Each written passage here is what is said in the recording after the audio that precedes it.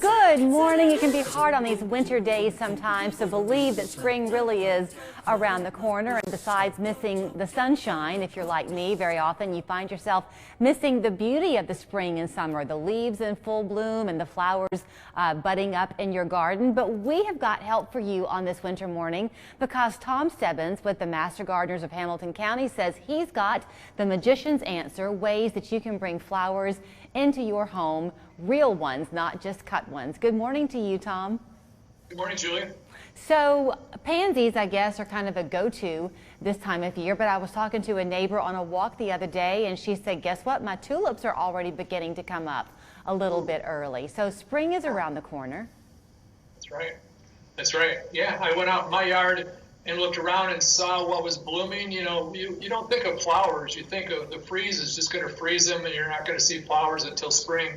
But these are flowers that are actually blooming right now out in your garden. You mentioned pansies. There's also, pansies are a little bigger flower, as you can see.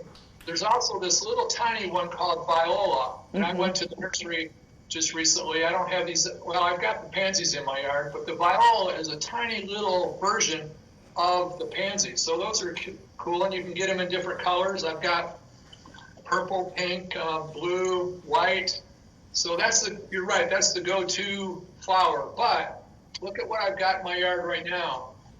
Camellia. Oh, a camellia. Is that a camellia? Yes, that's a camellia.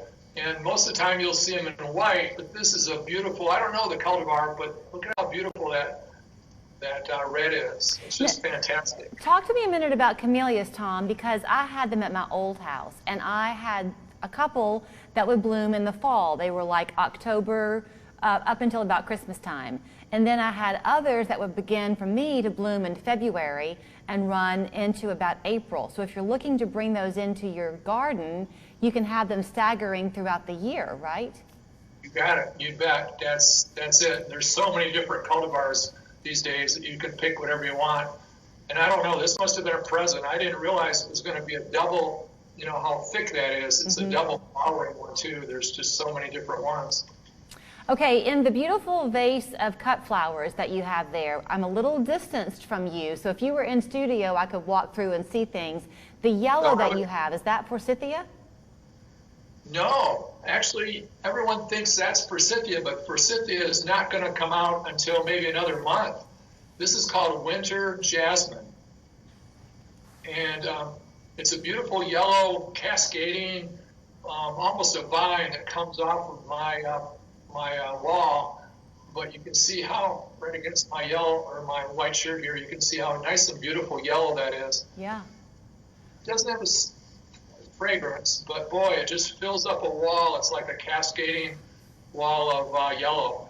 Usually you'll see it like this. It'll droop down and it'll just be a beautiful bed almost of yellow. We have that here at Channel 3, actually. It welcomes us in the door each morning. It needs full sun, right? Yeah, it does better. Does better against a wall where it gets a little bit of a heat. And this one does, it flowers a little bit now, and then it gets a little bit more as the weather gets a little bit warmer. Every time there's a sunny day, a bunch of new flowers come out. Okay, so I know you want to talk about the classes that you have coming up, but before we get to that, I'm guessing if you do want to go into your own yard and cut some things to bring inside, you have to learn the beauty of what's available to you, right? So in your vase of flowers, it looks like you just clipped some branches with pretty leaves, colored leaves on them. Yeah, well, Laura Petalum, most people are familiar with that one. It's almost related to a plant called witch hazel. This is a real, you probably won't see this one very well. It's a tiny little purple flower. The one that I really want to shout out a little bit is called Edgeworthia. See this one right here? It's a white, just bundles of flower. They call this paper bush. Edgeworthia paper bush or winter Daphne. And right now, this is what it looks like. These are all flowers. There's no leaves at all. It just looks so fantastic. And this one will come out beautifully fragrant, just so fragrant in the spring. So you've got a class, a Master Gardener's class that's beginning, what, January 8th and 9th, something? February. February. What am I thinking? Sorry. So that's fine, 8th and 9th. And it'll be 2 classes. It'll be one class will meet at night, Monday night. The other class will be meeting Tuesday morning. We just got done with a class. I had 2 classes this year. We just got done with 50 master gardeners who just graduated this past week, actually this week, and we take a week off. And because there's so much interest in gardening right now in the spring, and because of the COVID pandemic, people are staying at home doing more gardening. They're ready to sign up. So we've got about half the class filled up right now. We'll probably have another 40 or 50 join us for class, and maybe cross our fingers, we'll do it online, but we might do more activities with master gardeners. You know, master gardeners are volunteers for the community. Wouldn't that be nice to be able to do? I know you would enjoy that. On the plants that you were talking about, Tom, when you're in the Master Gardeners class, is part of the conversation ever about native plants? Oh, all the time, yes. And I think natives really, really are underused. Some people think they're not as showy as some of these, but they're a good mix. And I'm not going to throw out either one. We've got great cultivated flowers and great native flowers. So we want to kind of intermix them. There's some purists both ways, I guess you might say, but my feeling is that there's good, as long as we don't use basic flowers or basic plants. You know, that's the thing to stay away from. Okay, let me pick your brain on a couple of things then while I've got you. Sure. Seems like memory is that come February, you're safe to start pruning back your roses. Is that true? Yes, that's a good time for roses. Prune them back to maybe 3, if the Rose Society people would say 3 stalks, maybe 3, and make sure the buds are going to the outside so that as spring comes down and the buds come out, the new branches will kind of flare out rather than flaring back into the plant. You want to keep it open for the sunlight and for the airflow and for good looking flowers. Okay, we will get some pretty days in the month of February. That sun will peak out a little bit more. Is it too early to begin planting some things? You probably should try to plant your seeds indoors. You can do that. It's a little bit, I would say a little bit early for planting, let's say seeding tomatoes. You could try to start some of your greens, some of your cool loving greens like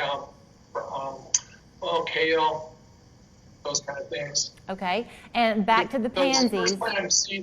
First plant the seeds in your house, and then you can stick them out in maybe a raised bed or your garden. Okay, and for people like me who did plant their pansies in the fall, mine anyway, on part of my house, are kind of droopy. They're not looking real pretty right now, but don't give up, right? Once we get a little bit deeper into closer to spring, they blossom back.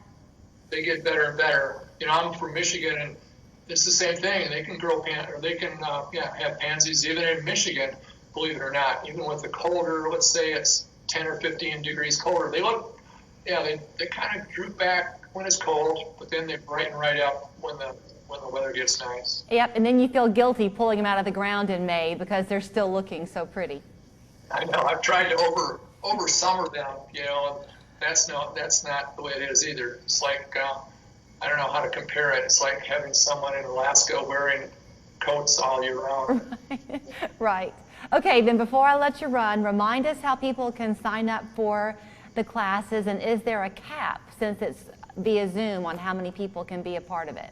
Well, I don't know if there would be a cap. I don't think so. We can, in a Zoom meeting, you can accommodate 30 or 40 pretty easily. Okay. We want to make it a personal experience. And the way to sign up is a couple ways. Either call the extension office, which I think it's going to be on your screen, or the number is 855-6113, or just type in Master Gardeners of Hamilton County and go to their website. It's there too. We'll be having it, I think, 3 times in the newspaper this week. So look in the newspaper at that. All right. Well, you've got a beautiful vase of flowers to put on your desk or your kitchen table. This would have been a present for you. I would have left it at the studio, so I'll have to take it home or leave it here for the secretary. It'll be a happy day. Tom, thank you so much for your time this morning. Thanks, Julie. Again, the classes begin February 8th and 9th. You have your choice of the Monday evening or during the morning hours on Tuesdays. It runs for a few weeks up until mid-May.